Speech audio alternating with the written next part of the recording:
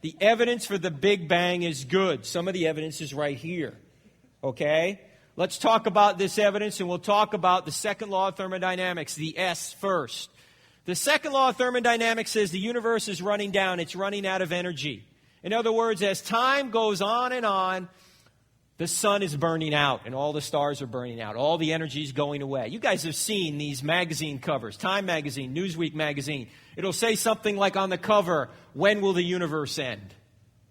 Well, they always say it will. They say don't worry about it. It'll be several billion years from now. But ultimately, that sun up there is going to burn out. Ultimately, those stars, all the hydrogen in the stars is going to be used up. And we're not going to have any more energy. The universe is going to go to heat death. Now, here's why this shows the universe had a beginning. Because if the second law of thermodynamics has been in place forever, ever since the universe began, if it did begin, then, well, let me put it this way. Suppose the universe didn't have a beginning, but the second law of thermodynamics has always been in place. Would that sun still be burning today? No, it would have burned up a long time ago, right? Because it only has so much energy in it. And so if it's been burning from all eternity, it would have burned out a long time ago. Just like your car. You only have a finite tank of gas in that car, right? Suppose you got a 20-gallon tank. You put gas in it, right? How far can you go on your 30 or 20-gallon tank? Well, you know. You figure it out by the miles, right? Well, let's suppose that you put gas in that car an infinitely long time ago and had been driving it from all eternity. Would you have any gas in it now? No, you would have burned out a long time ago. Well, that's the way the universe is. The universe is running out of energy, and if the universe didn't have a beginning, all the energy would be used up today. Another way of thinking about it is think about it like a dying flashlight. If I were to take a flashlight right here and have batteries in it, and I turn the flashlight on and I put it on the podium, and we come back tomorrow for the 9 o'clock service, is the light coming out of that flashlight still going to be as intense as it is tonight? No, it might be dimmed or it might be gone completely, right? It might be dead. Why? Because there's only so much energy in those batteries. Well, think about the universe as having batteries.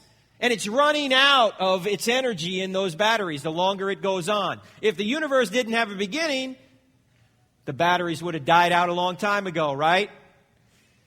Another way of looking at it is that the second law of thermodynamics brings things toward disorder. You see those cubes up there? Look at the cube on the left. See how nice and ordered that is? Now you look at the cube on the right. That's what nature tends to do to things. Let's suppose we took the cube on the left, the very ordered one, and we went down to the ocean, we threw it in the ocean, and let that cube tumble in the waves. Okay?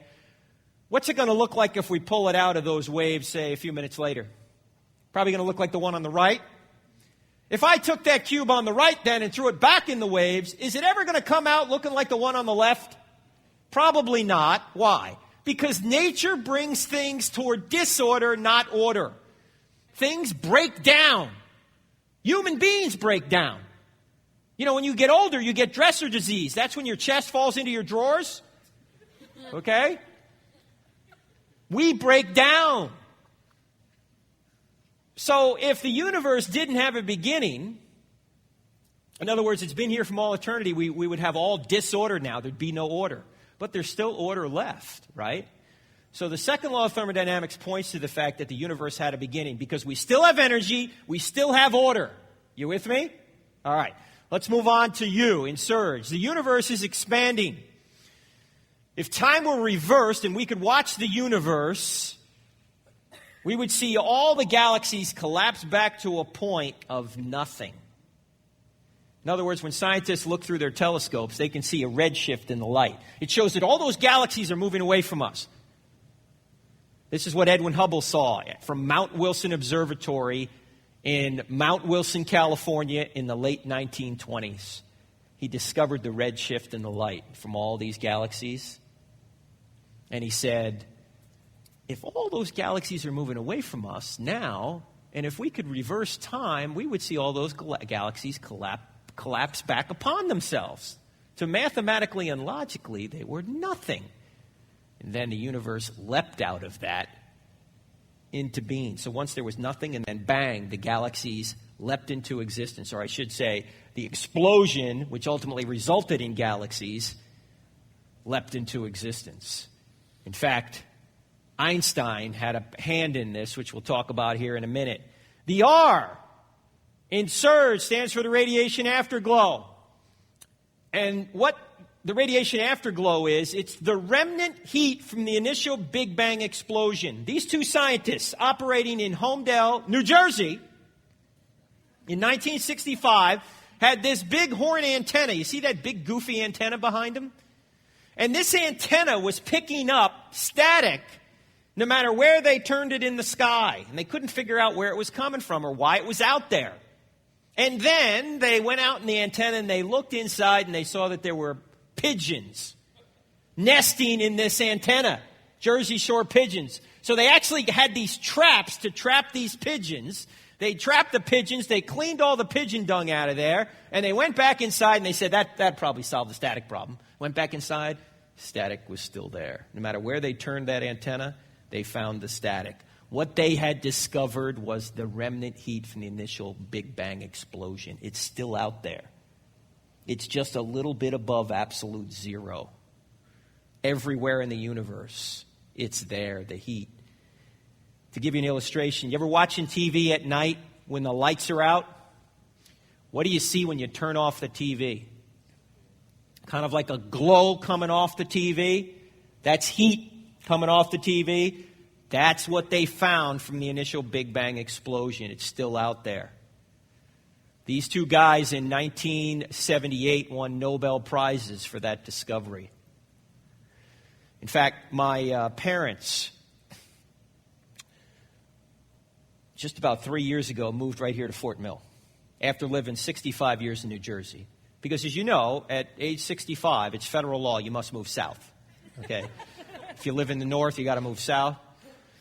So they moved down here to be, of course, close to their only three grandkids, my three sons, Steph's three sons. And they threw a little bit of a party, friends of theirs did, for my parents before they came down here. And these people are kind of highfalutin. They had some pretty high-powered people there. And one of the persons that was there was Robert Wilson, who is the guy on the left in that picture. He's actually at my parents' going-away party. And my mom told me about it and said, yeah, that this Robert Wilson guy, he won like some sort of Nobel Prize. I said, the Robert Wilson? The guy who discovered the radiation afterglow? Mom's like, I don't know. Anyway, this Robert Wilson was my mom said, it was kind of funny because this Robert Wilson was talking to some Jersey girl at the party. And after she was done talking with Robert Wilson, she walked over and joined my parents, who were talking to somebody else. And my mom said, hey, you know that guy you were just talking to was Robert Wilson, that, he won a Nobel Prize in physics? And the lady's mouth just opened, and she got pale as a ghost. And my mom said, well, what's the matter? And the lady said, I just told him he didn't know what he was talking about. Typical Jersey girl, right? You don't know what you're talking about, buddy. Are you talking to me? You want a piece of me here? Typical Jersey girl. Turns out now that my parents, they've moved here now. I have two younger sisters. One is 38 and the other's 43. Within the past year and a half, they have had 3 kids between them, their first children. So now, my parents moved down here when my teenage kids could care less whether they're here, right? But now all the babies are back in New Jersey. So what's my mom doing? She's going out of her mind, right? All the babies are up there. By the way, my oldest sister, she married a man who got lymphoma a number of years ago, about 6 years ago, and went to Sloan Kettering in New York. And the doctor said, does not look good. But he's alive today, and he became a Christian through it. There is a miracle. And, of course, they never thought they could have kids after that. But Matthew, which means gift, came in January of 2007. My sister's 43 years old. Healthy kid, big kid. It's just a blessing. It's another sign from God, isn't it? All right. Now, a lot of people, until this discovery was made, thought that the universe was static and never had a beginning, that it was eternal. Here's what an agnostic astronomer said after this discovery was made. No explanation other than the Big Bang has been found for the fireball radiation. The clincher, which has convinced almost the last doubting Thomas, is that the radiation discovered by Penzias and Wilson has exactly the pattern of wavelengths expected for the light and heat produced in a great explosion. That put the nail in the coffin of people who thought the universe was static and never had a beginning, that it was eternal. It's always been here. But there's more evidence, not just the radiation afterglow. Scientists said that if the radiation afterglow does exist, it ought to have very fine variations, temperature variations in that afterglow. So in 1989, they sent up a satellite to discover it. And for 3 years, it circled the Earth, and they looked for these temperature variations in this radiation afterglow, and they couldn't find anything. They kept looking. He said, it's not there. He said, look, if the Big Bang's true, it has to be there. Kept looking. You know what they finally figured out? They were not looking precisely enough. In 1992, they fine-tuned their measurements to the point that they found that the temperature variations were so precise, they were down to 1 part in 100,000. The leader of the expedition, a man by the name of George Smoot, said, we found the fingerprints of the Creator. He said, if you're religious, it's like looking at God.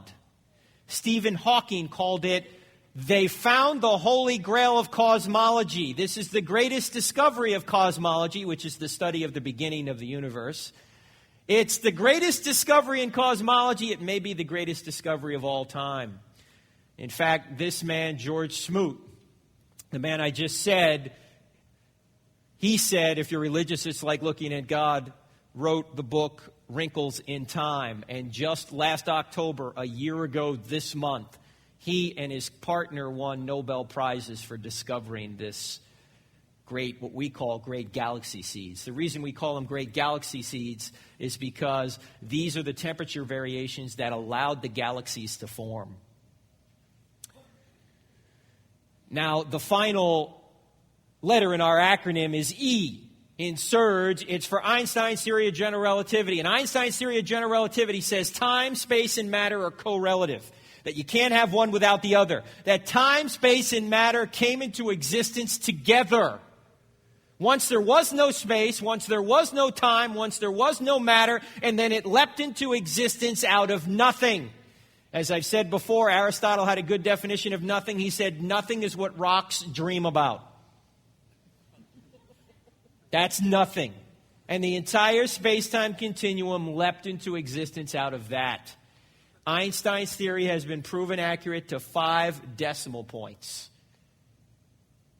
Now, if Einstein were here today and you were to say the universe didn't have a beginning, you know what he'd probably do? He'd probably do this. It did have a beginning. If it had a beginning, it must have had a beginner. Now, Einstein, for a while, didn't want the universe to have a beginning. In fact, he called his general relativity calculations irritating. Irritating? Robert Jastrow, an agnostic astronomer, wrote, that's awfully emotional language for a discussion about some mathematical formulas. What did he mean by that? Because scientists don't always tell you the truth. Because they don't want the conclusion that the evidence leads to be true. It's irritating to them personally. They don't want there to be a God. Einstein, for a while, didn't want that either. But in 1929, Edwin Hubble invited Einstein out to his observatory in Mount Wilson, California. And he said, Al, come on out. Take a look in the telescope, and you will see what I see. Einstein came out, saw the red shift in the light, saw that the galaxies were moving away from us, and at that point he went, uh-oh. See, for about 15 years before that, after he developed general relativity theory, you know what he did? he put a cosmological constant in his equations to keep the universe from having a beginning. He wanted the universe to be eternal and static, so he put a cosmological constant in there. In order to put the cosmological constant, some big mathematical formula, he had to divide by 0. Now, what do you learn in second grade? You don't divide by 0. But the great Einstein divided by 0. Why? Because he didn't want there to be a beginning. But when he saw the confirming evidence of the redshift in the light, even Einstein said, I can't keep this charade up any longer. He said, I repent of the cosmological constant. It was the greatest mistake in my professional career. I don't care about the details now. All I want to know is the mind of God. Now, Einstein, to our knowledge, never became a Christian, never even became a theist. He was a pantheist. When he was asked, what kind of God do you believe in? He said, I believe in the God of Spinoza. Spinoza was a pantheist from the 1600s. A pantheistic God, as you know, is God is all. God is me, God is you, God is the grass, God is the trees. Now, that doesn't seem very logical to me. Here's Einstein's evidence pointing to a theistic God, yet personally he says, I believe in a pantheistic God. What does that tell you? People don't always follow the evidence, do they? Even their own. Now, there's one more point about the universe having a beginning. In addition to the second law, universe expanding, radiation afterglow, great galaxy seeds, and Einstein's theory of general relativity, there's a philosophical line of evidence that the universe had a beginning. And it's called the Kalam cosmological argument. Now, stay with me on this. All right? Let's look at a timeline, right? Let's say, from your perspective, this would be history right over here. You're looking at a timeline, right? And we don't know if the universe had a beginning at this point. Let's just say there's a timeline and somewhere over here represents history. And as we come through history, we get to Adam and Moses and, Jesus maybe being here and Augustine and Thomas Aquinas and all the great heroes of the faith. And you ultimately get to today. Here's today right here. Okay? Tomorrow's not here yet. When tomorrow comes, we add another day and the timeline gets longer, right? And the day after that, we add another day, timeline gets a little longer. That's not here yet. Here's today. Question. What is the definition of an infinite? What is it? Something that has no end. Goes on and on and on, right? No end. Well, does our timeline today have an end? Yeah, right? Here's today. It's got an end. So this cannot be an infinite timeline, can it? See, if there were an infinite number of moments before today, today never would have gotten here. And you can't be at the end of an infinite. So no matter how far back we go, we know that this timeline had a beginning. Whether it was billions of years ago, thousands of years ago, let's leave that question to the side for a second. However far back it went, it had to have a beginning. Because you can't be at the end of an infinite, can you? But we are today. So this is known as the Kalam cosmological argument, and it states that time cannot be infinite. And if you notice something, if you look in your Bible, the Bible even says this in several places. Let me just point out one of them. When Paul is writing his swan song, what's the last book Paul wrote? Does anyone know? 2 Timothy, exactly. Here he is in 2 Timothy, chapter 1, verse 9. It says, God, who has saved us, called us to a holy life, not because of anything we have done, but because of his own purpose and grace. This grace was given us in Christ Jesus before the beginning of time. There are other places where it says God is eternal. In fact, Leonard was singing a song tonight, right? About eternity. That God is in eternity. And he began time. He began time. When he began time, he began space and matter as well, just as Einstein said. All right? All right. Finally, let's point out of how people deal with this. This is Robert Jastrow you see on the screen.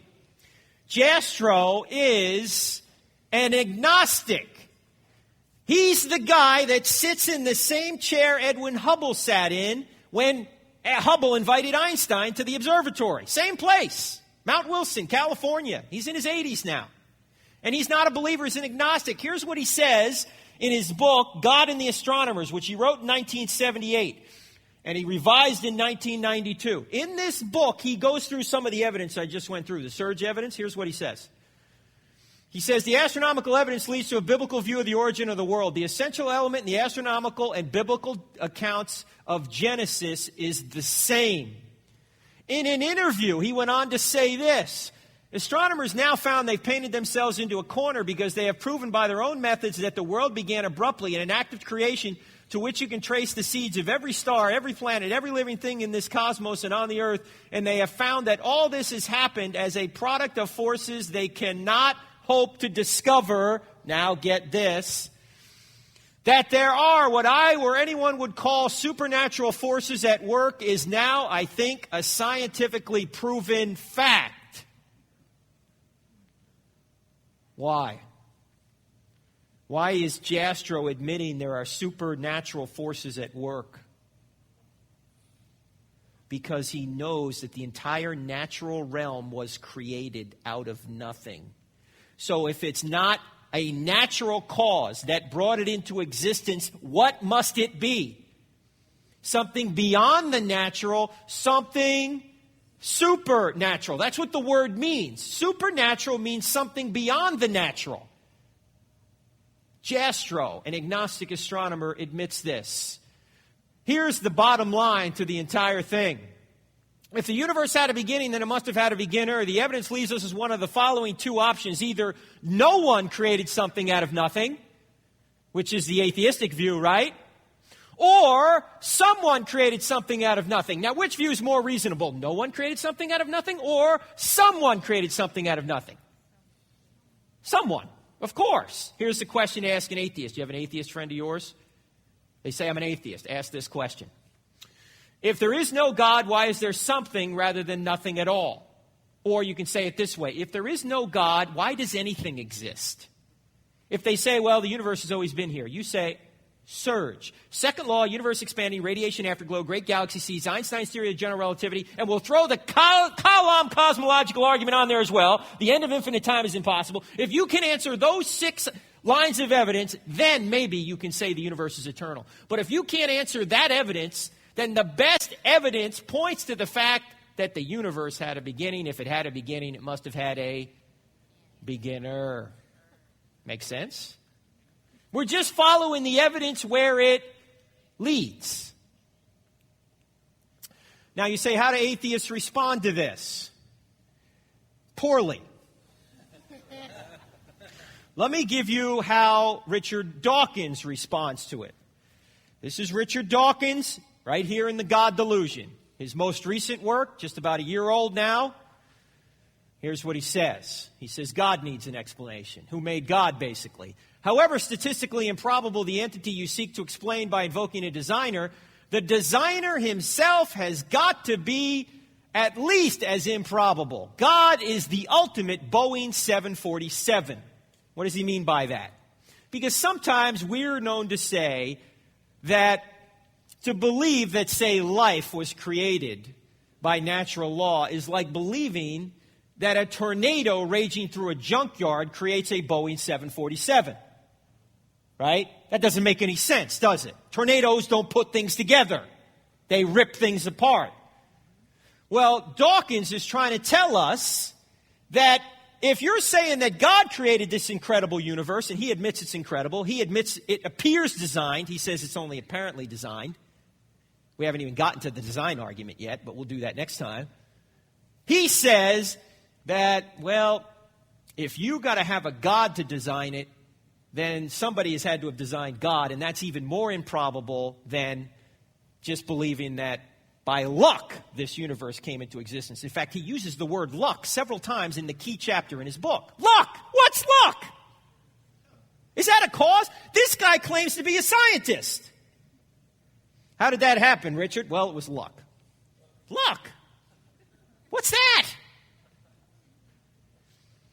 His main argument is who made God. Right? Look, if you ever get that question, here's how you answer it. Nobody. Nobody made God. Why? Because God is unmade. Look, there's two possibilities. Either, well, let me back up. Since something exists, something must have always existed, right? Because you can't create yourself, can you? You have to exist prior to creating anything. So since something exists, we exist, something must have always existed. There must be something eternal out there, right? Okay? So, if that's so, we have to exist to say it, so we know we exist. If that's so, then there's only one or two possibilities. Either the universe has always existed, or something outside the universe has always existed. Now, we've just given evidence that what? The universe has not always existed. Time, space, and matter came into existence out of nothing. So it must be something outside of time, outside of space, outside of matter that has always existed. That's the answer to the question. Now, Dawkins tries to go on and say, well, you can't have a simple being. And when Christians mean simple, they don't mean that he doesn't have power. It means he doesn't have parts. God does not have parts. John 4:24 says what? That God is spirit. God doesn't have parts, so he can't break down. He's not subject to the second law of thermodynamics. He doesn't have parts, and he says you can't have a simple being create this incredible universe. And why not? Why can't that be?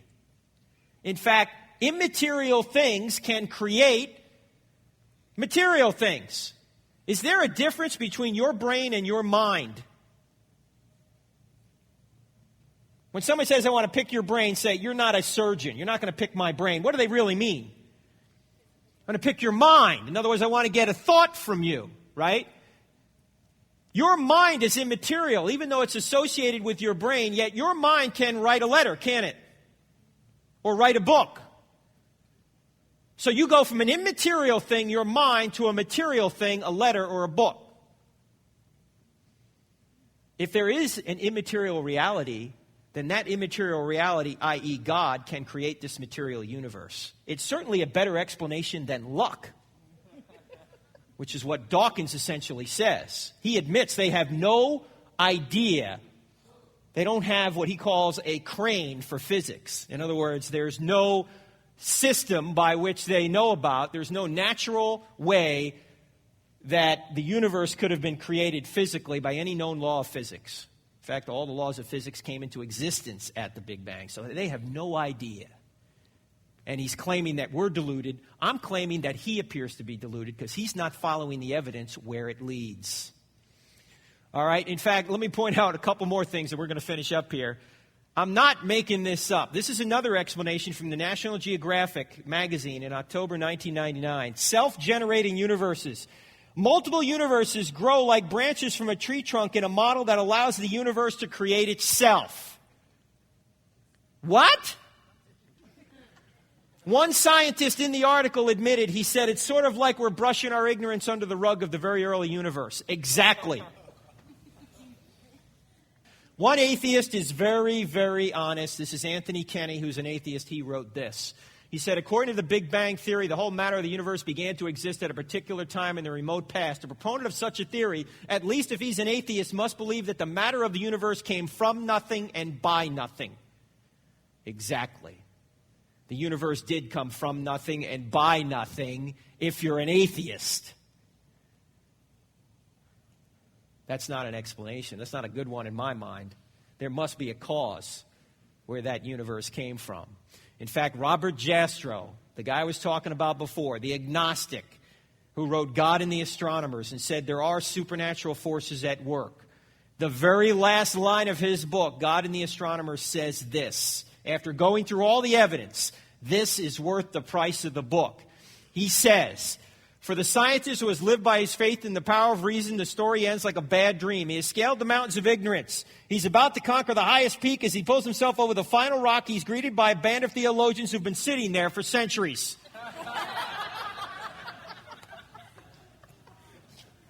Now, question. Am I up here quoting the Bible to say, here's why you ought to believe in creation? All right. That's the cosmological argument. Next time we'll get to the teleological argument and then the moral argument.